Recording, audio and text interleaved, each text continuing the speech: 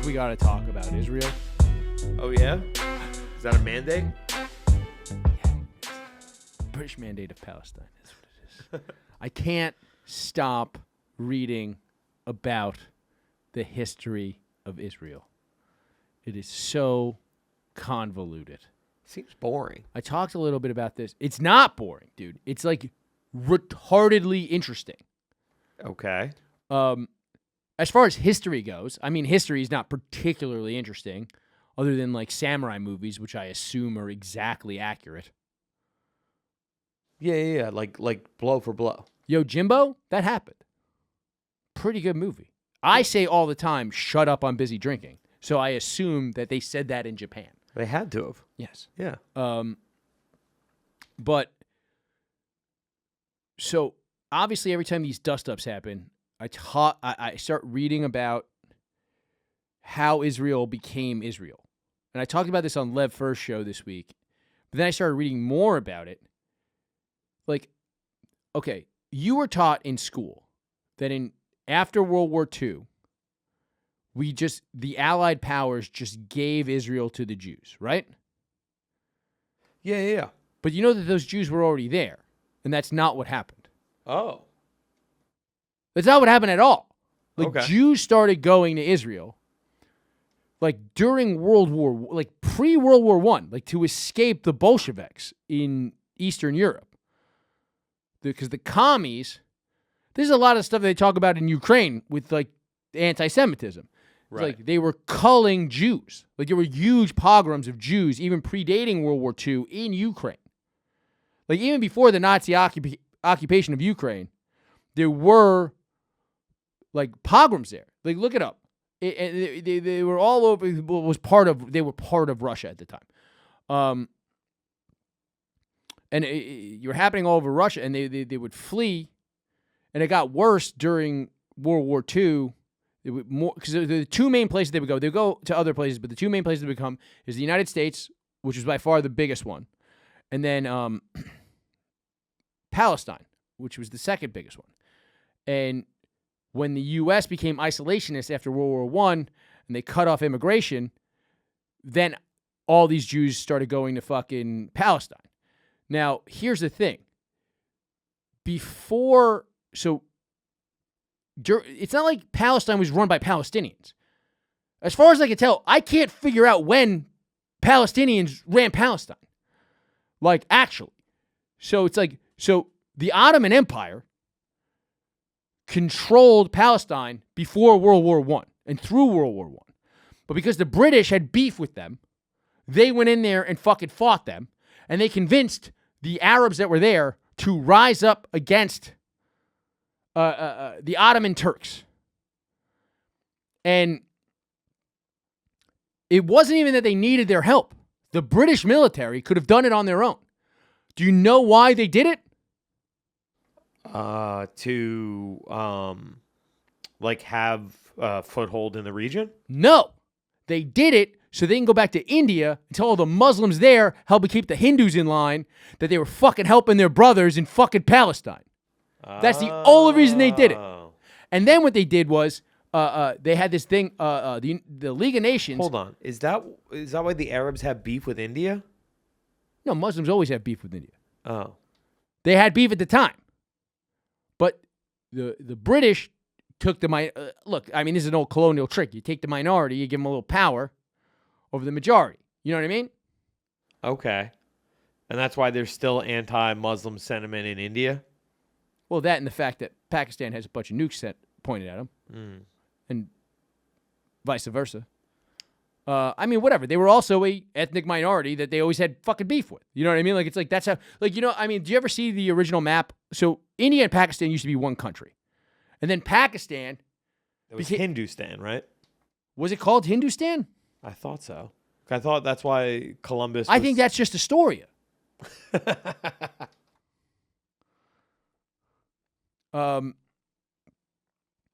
But yeah, when they cut it up, and then it was like Pakistan was on two different sides, and then they unified Pakistan. They gave them that strip in the middle that was still India. I think that was Hindustan, right?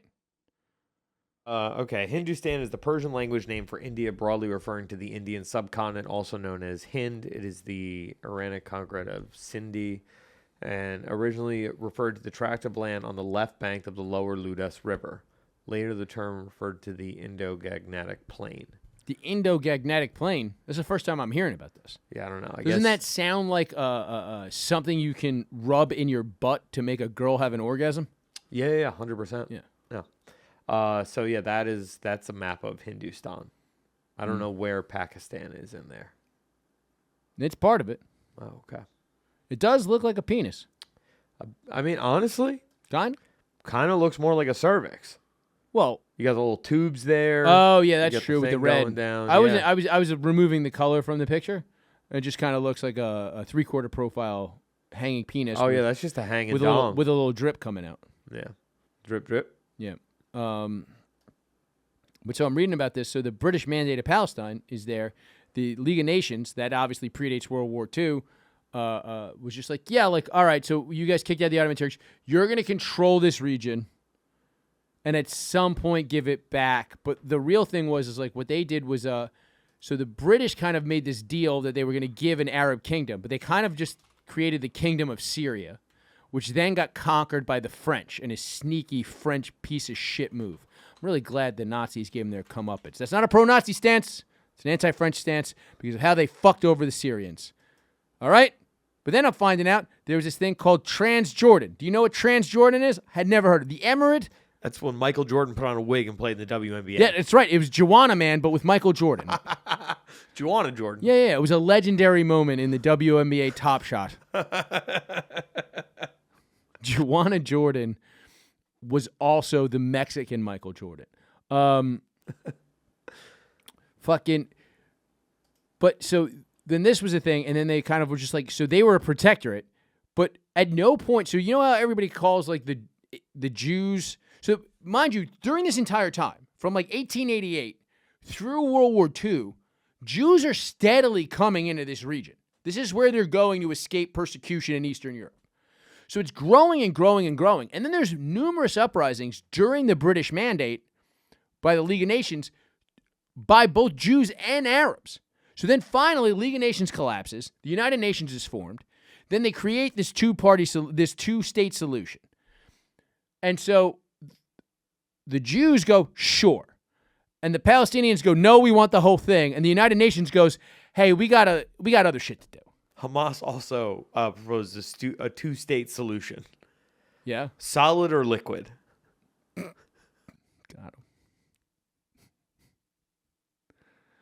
him. It's a two-hit solution. Us hitting your head and your head hitting the floor. Yeah, dude, this is how Middle Eastern diplomacy should be done. But so, yeah, the Palestinians disagreed, and then the UN was kind of like, hey, so basically colonial rule was receding after World War II. Like, spheres of influence were ending, right? Other than the Soviet Union. The Allied powers were like, we got to get out of this business. It's causing nothing but problems. And so they start fucking rescinding. And then they kind of go, look, hey, this is the only thing we can think of. You've got no other solution other than we kill more Jews. We can't kill more Jews. All these Jews just died in Germany. We cannot do it again. And they were like, what do you mean? And they go, two-state solution is better than final solution. Sorry, guys. And they just kind of did it. But at no point, so it's like when the British colonial rule of Palestine was happening, they didn't take over Palestine from the Palestinians. They actually liberated Palestine from the Ottoman Empire. So when you call the Israelis colonizers, it doesn't make any sense. Yeah, if anything, the Ottomans were the colonizers. I think they were the first ones. I didn't even go back further than that. Do you understand how convoluted all the things I just said was? And it's pretty accurate. And I know that I have this manner of speaking which sounds fucking stupid. I get it. Look it up. I'm not wrong. Okay. There was pogroms and there was trying to keep people in India down. Bro, this is all true. I know. But it's like sounds crazy. And like everybody is taught, and it's like we talked about on HSR the last 2 weeks, all the disinformation going on with this conflict currently. But it's like, think about the disinformation we're taught in schools of that we just gave them that after World War II. That's not what happened. There's all this historical context, which I also kind of get why people are kind of like, kids can't learn about this, because literally I have read all of the stuff I just said on 4 separate occasions, Mike, including right before we started recording today. And I swear to God, by fucking tomorrow, it will be all out of my fucking head again. Like, as soon as I see a squirrel, I will forget everything I just said. Transjordan? I don't remember that ever happening. Space Jam happened. He wasn't wearing a wig. Is that Bugs Bunny? Like, Transjordan is what happened when Michael just started hanging out in Bugs' closet too long. Yeah. It was like, Bugs is doing it. If Bugs does everything, Bugs jumps off a bridge, he'll survive, Mike. Bugs got hit with an anvil. So that's all my stuff on Israel, historically. But there's new developments. Oh, yeah? Yeah, we've been. What's going on with Israel? Well, you sent me a video of some Israeli soldiers rubbing bullets on a pig's head. Let's watch the video. Yeah. But I thought, this is a thing on this show. It's like, I don't know where I stand pro-Palestine versus pro-Israel in this conflict. Seems like Israel's overreacting a bit, as the Jews are known to do. However, I also typically very much endorse the Jewish people on this program because I just enjoy them. I enjoy being around them. They're mostly lovely people. And now, if you notice, this is Israeli soldiers rubbing bullets on a pig's head so Muslims go to hell when they get shot with these bullets. That's correct, right? Oh, yeah. Yeah, Now, their bodies will all be haram. Now, the Muslims can also do this to the Israelis. What, just put some meat and milk in a... Well, pig is also not kosher. However, a big part of the reason I respect Jewish people is they are constantly negotiating with their God. They're trying to outsmart their omniscient God constantly. That's why they have that thing where they hang the wire and they could break the Sabbath in the wire. I bet you didn't think about this, though.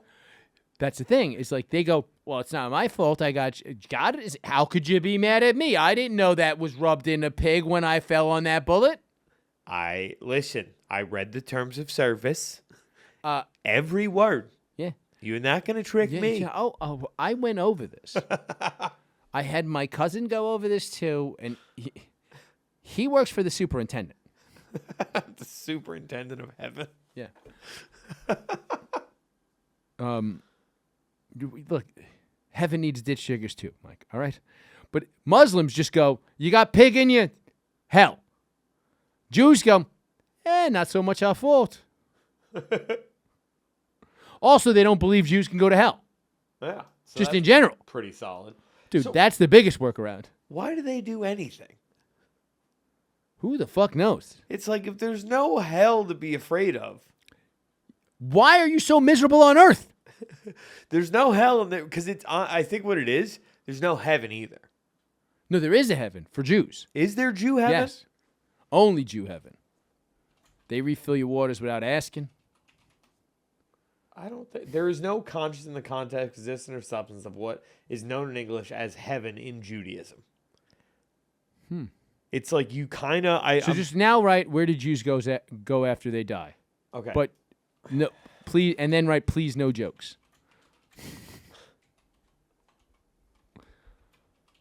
Please, no jokes. All right, so this is an article from reformjudaism.org. Do Jews believe in an afterlife? Oh, God, it's 5 bullet points. This is so difficult. Everybody else has 2 bullet points. Good place, bad place. That's it. Texts from every era in Jewish life identify a world where people go when they die. In the Bible, it's an underworld called Sheol. In the rabbinic tradition, It's known by a number of names, including the Yeshiva Shel Malah, the school on high. If your heaven is a school, go fuck yourself. Unless it's like one of those anime schools with like hot chicks who do fucking fireballs or whatever. Heaven has an open door policy. Heaven is not a gated community. Then why do they all live in them here? The righteous of any people and any faith have a place in it. Okay. The afterlife can take many forms. Professor A.J. Levine expresses this truth most eloquently. Jewish beliefs in the afterlife are as diverse as Judaism itself. From the traditional view expecting the unity of flesh and spirit in a resurrected body to the idea that we live on in our children and grandchildren to a sense of heaven, perhaps with lox and bagels rather than harps and halos. To be fair, I would prefer as long as they have capers. I'm going to tell you this right now. This is a big problem with fucking bagel stores in New York City fucking going on, and I really fucking... any Jews listening to this, please... fucking tweet me at Chris from BKOYN if you are also furious at this. I do not want lox. First of all, go light on the cream cheese. I want to taste the fucking lox. Right? A little thin slice of tomato, a little onion, and if you don't have fucking capers, go fuck yourself. I don't want that sandwich. I've had them make the sandwich, hand it to me, and go, I didn't have capers. And they go, why the fuck would you give me this? You piece of shit. I said I want capers. I've opened it and gone, there's no capers in here. Go, oh, we ran out. And I go, well, I asked for capers. You said nothing. This would have been a different order. This would be a bacon, egg, and cheese if I knew you didn't have capers. I don't want cream cheese and lox without capers. As somebody who doesn't know exactly where he stands in the conflict in the Middle East, I like that you are firm in your stance on I would go so far to say that lox without capers is haram. Look, you're making the rules. You know all the history, so I'm believing anything you say at this point. I'm basically a scholar. I'm AJ Levine. Go fuck yourself, buddy. Yeah, you've been to the fucking... Well, yeah, what did you do? You were in fucking that band? And you fucking told that fucking lady that her body was ridiculous? Is this a Backstreet Boys reference? No, Adam Levine. Oh, yeah. Adam James Levine. That's that guy's name. A.J. Levine. Oh, okay. Yeah. I believe it. Fucking idiot. What do I know? Fucking guy. You went to the school on high? I did. I went to school. I went to school high. Huh? Shmoney. Hope you're proud of yourself. See, I used it. Hey guys, if you enjoyed that clip, make sure you subscribe to the show on iTunes, Spotify, Google Podcasts, or wherever you get podcasts. And make sure you follow me at Chris from BKLYN on Twitter. Also, of course, make sure you support our sponsor. That sponsor is Vinylgraph. With Vinylgraph, you can make custom graffiti pieces that are on vinyl stickers that adhere to your wall. They're reusable. You can take them down, use them again. Vinylgraph.com. It's VINYLGRAFF.com. Use the promo code Chris1 at checkout, and they're going to give you a sweet 10% discount. That's Vinylgraph.com. Use the promo code Chris1 for a discount.